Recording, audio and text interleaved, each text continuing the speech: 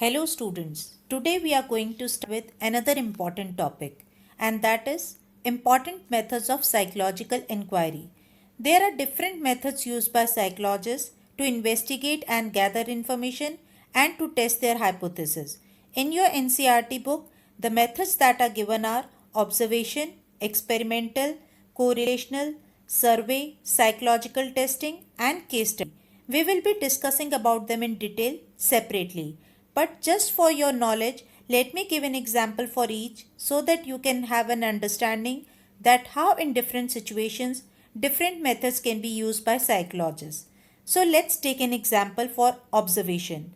In this, a researcher can study behavior of children of different age group in school canteen or in an experiment where he can conduct an experiment for a situation where he wants to study effect of loud background noise and learning levels. Another method can be used to conduct a study to see the correlation of intelligence with creativity, or survey can be conducted to know about students' attitude about online classes, or psychological tests can be conducted to find out individual differences, or a case study can be conducted where a child is raised by a single parent. Examples are given to you so that you can relate and understand what all methods and different situations can be studied by psychologists. Psychologists, they choose their own topic and theme they want to study. They select the method that they consider appropriate. Then they follow procedures, keep record of everything and interpret their findings. Then afterwards they draw out meaningful conclusions. Then they decide whether the results can be generalized or not. Today we will take up observation method and talk in detail about it.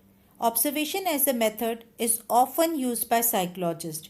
We also notice things, see things in our day-to-day life, but it is not same as observation done by an expert because he or she is trained to conduct observation. He has knowledge, understanding and skills to apply that method and draw out conclusions. It is a very powerful tool for psychological inquiry. It helps in describing behavior. It also employs systematic, organized and objective procedures to record behavioral phenomena. Now let's talk about the steps that are followed for conducting an observation. First step is selection. Psychologists, they select a particular behavior for observation. This helps them in keeping focus on particular relevant behavior. For example, a researcher may be interested in knowing how employees spend their time during lunch hour in office canteen. They can make a list of the activities they wish to note and how frequently they occur, such as whether employees prefer to have food from canteen or prefer homemade food, whether they sit alone or enjoy company, things like that. When you clearly state what you are looking for, you focus your full attention on that particular behavior. The next step is that of recording. It is very important to record the information that you observe. For that, researchers can use different means like marking tallies, taking notes, taking photographs, or doing a video recording so that no important information is missed out. After selection and recording comes the next step, and that is analysis of data.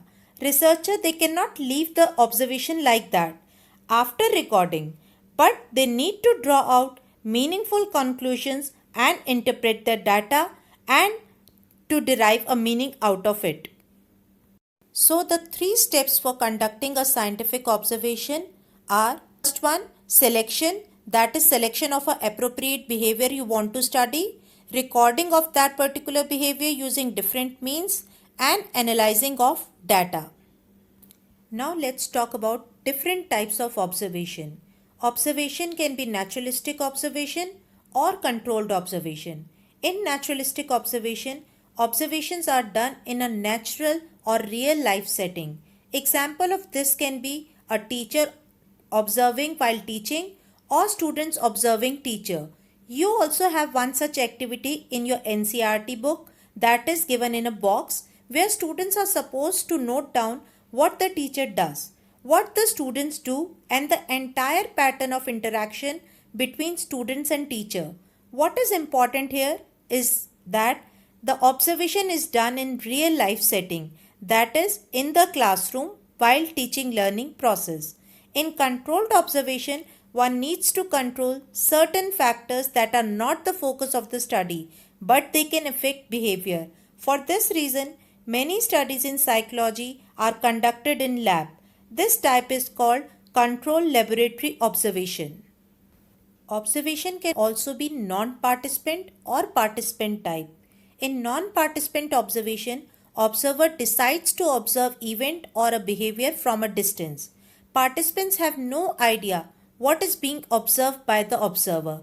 Let's understand this with an example. A researcher wants to observe the pattern of interaction between students and teachers. In non-participant observation, this can be done in different ways. One can be that all activities are recorded by a video camera that is installed in a class, or other can be where the researcher can go and sit in one corner and just make observations. In this case, though he is not actually participating, but his presence may bring a change in behavior of the students and the teacher. Whereas in participant observation, the observer becomes a part of the group and then make observations. He takes time to establish a rapport with the students so that they accept him as one of the group member. Observation method has both advantages and disadvantages. Let's first talk about the advantages of observation method. It provides rich information in natural settings. It also has some disadvantages. It is very time consuming. It needs more effort and time. It is labor intensive. It is also susceptible to observer bias.